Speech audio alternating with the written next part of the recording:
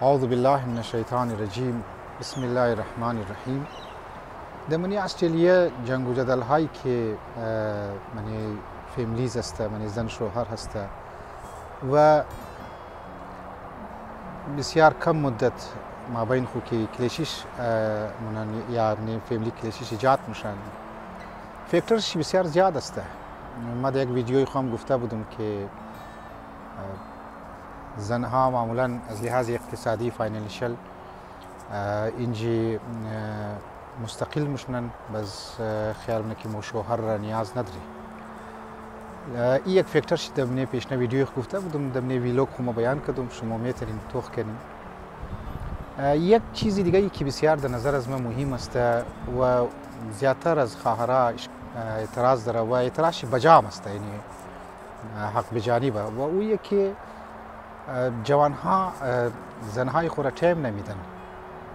اگر تیم بیدن صحیح معنی چکر بورشی را و دوست بازیار زیادتر ایله بیده. البته ما نمیم که دوست خو ملاقات نکنه یا که دوستای خو نشنه، لیکن فاست پریاریتی امو خانه انسان است، خانه زن و بچه انسان است، اونها را باید تیم بیده.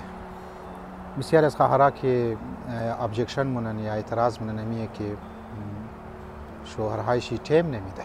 لذا تیم دادو اونایی که جامعه شناس هستن، اونایی که فیملی ایشوز را اکسپرت هستن، مختلف کتابار که لکایی کدن، اونها امیر میگن که باید پریاریتی مردها باید خانهش باشه، زن و بچهش باید باشه، اونها رو تیم بیده، وقت خو ضایع نکنه.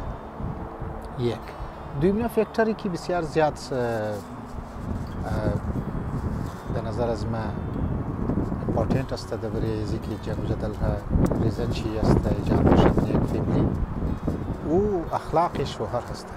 باید واقعا تحمل داشته باشه. ما درباره تحمل هم ویدیو جور کردم، ما درباره اخلاق خانوادگی هم بسیار گپ زدم، منبرای خو، مجالس های خو. لذا اخلاق است دویمنه فکتور است که اگر شوهر بد اخلاق باشه زندگی از هم میپاشه و زندگی نابود میشه. شوهرها باید اخلاق باید داشته باشه، تحمل داشته باشه.